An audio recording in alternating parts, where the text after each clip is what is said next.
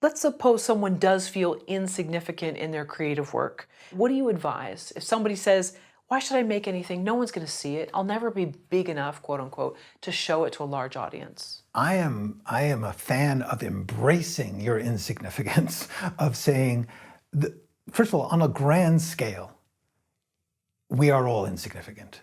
I mean, Shakespeare, who was magnificent and significant, and is now increasingly inaccessible. The world has changed so much since Shakespeare's time that even though his stories, because they keep getting passed through the contemporary, and people share them in those senses, and they talk about them in a sort of mythic way. In other words, most people won't sit through a Shakespeare play, but they will understand. But the basic stories of King Lear or Macbeth, and the basic shape of that character's life will inform other work, and people will refer to it, and that's sort of what's getting passed down. But the truth is, Shakespeare, at a certain level, is insignificant now. And that's the best, right? That's the best of the best.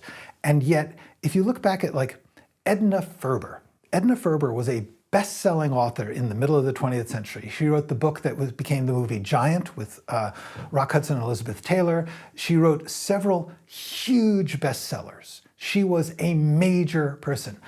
I know that there is maybe 12 people in the audience right now who have ever heard of Edna Ferber, and she was significant at the time. It's simply the way of the world. So in that sense, give it up. And that's okay, because none of any of these artists who we revere were necessarily saying, we all want to be important and we want to be remembered, but the truth is they were doing the best they could in the situation they were in. And that's what you're doing, and that's the best anyone can do. And whether or not you are known to a large number of people or a small number of people, honestly, doesn't make that much of a difference. If to you, like, you're never going to know your large audience. And if you get a small audience, which you can connect with, that's actually more satisfying. You hear about a lot of people who play stadiums, musicians who play a stadium, and they have to figure out, how can I perform to a group so large that I can't even see their faces? And that's a very different experience than sitting in a club and playing to a handful of people. There's a lot of wonderful rewards that come from the stadium, but it's not the only thing, and there's a price to be paid for that scale. The truth is, many, many people who do that either become kind of hollowed out performers or they quit and they go small and they do something else. You hear about a lot of artists who do that. They'll say, like, it wasn't fun anymore to be this gigantic performance machine, to be this thing that's operating at this grand scale. So just on a realistic scale, our beliefs about what would happen if we were significant, if we were important, if we were famous, those things are probably not accurate to what the experience of it is. Many, many people at the top of the game feel very, very insecure because they're afraid of losing that. And so therefore, it's not this dream state where you just be yourself and everyone loves you. So on that scale, but then on the other scale, all you can do is what you can do. If you get significant, cool. If you get famous, great. But you don't work towards that. You work towards doing the work, and then the work either does or doesn't get lucky. And it is truly luck. I was a very talented person for 12 years as an office temp, and then I managed to get a foothold in the business. It was not like I suddenly got better. I did get better as I went along, but the truth is, I just got lucky. Somebody, the right person, read the right script at the right time for their allowing me into the game. If you wait until you are in, you'll never get in, because they want you to do your work. They want you to bring your stuff. You have to do your stuff assuming that no one will ever care. To do the stuff that you believe in, do it the best you can, and if that's very commercial, cool. If it's very not commercial, cool. do whatever it is that you believe in and put it out there. Show it to people. Show it to anyone you can. The examples I would use are like, if you made ceramics, first of all, there's very few famous ceramics people, but if there were, you would think that people would look down on the ceramics person who opens a little ceramics shop in their hometown or goes to a street fair, puts out a table and puts out their ceramics. That is what you need to do with your creative work. If that's writing, then put your scripts out on the internet. Don't worry, I have to work out a strategy for how I'm going to win over these people and you have to do it just this way. Just get it out there. Let people read it. If someone reads it, they might like it. Put stuff out. Make stuff you believe in, put it out. That is the definition of the job.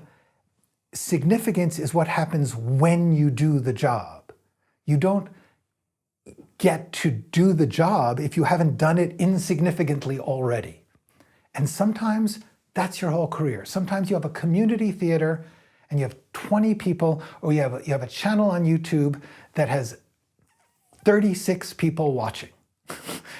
And you know what? If those 36 people comment and say, wow, that was cool, you win. You're good.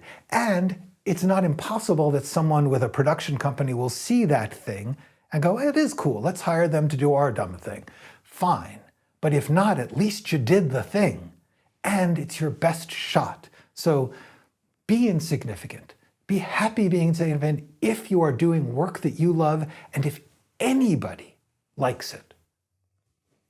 I love that. And do you think there's just so much pressure, though, to not just do your art, but to be significant? Yeah, there's an insane amount of pressure. It's crazy that, it's crazy but familiar to think that we are operating on the superficial level of the result.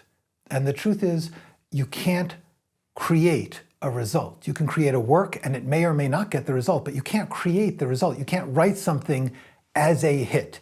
Everyone's writing a hit. Somehow or other, only some of them get to be hits. So clearly the answer is, the things that make something succeed are not within your control.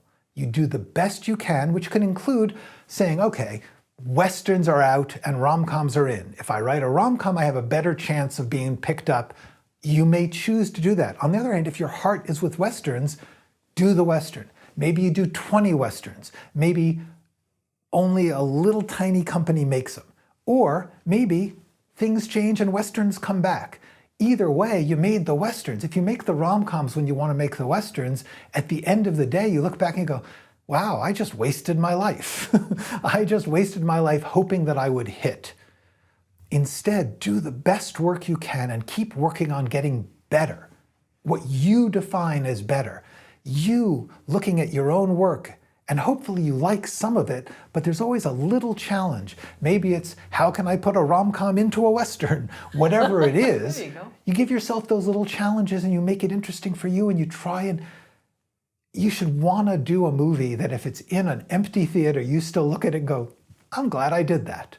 Because most of the time, that is what is going to happen. I had a terrific 25-year career. I made money all the way through it. I got to do some real movies. I also wrote 12 unproduced spec scripts, which were my best. The ones I loved the most, couldn't get them made. I got hired to do other people's stories. I put my talent into that. I liked doing that, but I was still failing. I was still insignificant in that sense. If you're going to look at significance or worth as whether or not it got made by a big company, no, these didn't. I am currently putting them out on the internet. I am just saying, hey, anyone want to read these? Because I wrote them. They're a good read. That's kind of success because a handful of people have read them and say, that was fun. Cool. That's the best anyone is promised. And one thing too with being insignificant is then no one can criticize you, or not as many people can. You have a freedom to fail within your own terms. Yes, the famous, there's several song lyrics which essentially say, when you ain't got nothing, you got nothing to lose, which is true. Yeah. If you are, doing handmade stuff, do the stuff that you love most because it doesn't matter. Why not? Why not do something that at least you feel good about? Because sometimes when you do that, it will click with someone. And you can't be sure, you'll never know what will click. I wrote those 12 unproduced scripts at the same time I was writing scripts that were popular. I thought they would be popular. I didn't write anything that I was like, this is unmakeable. I wrote and thought, well, I wrote one that was unmakeable, but that was just a sample. It was like I was trying to get into TV and I wrote an unmakeable TV pilot. It was just going to be way too expensive. I just wanted something to open doors. But then then success was simply getting a meeting, and I got meetings. So it was a success, although it never got made. And I put it on the internet so people can read it. That's all you can do. Why not be you? Why not be you and do your thing, since you have no guarantee either way? There is no guarantee that anything will work. That is the way art goes. That is the way creativity goes. So therefore, at least do something that when it's done, you'll say, I'm glad I did that. Thank you for watching the video all the way to the end. Here is a complimentary question from our book Story Questions.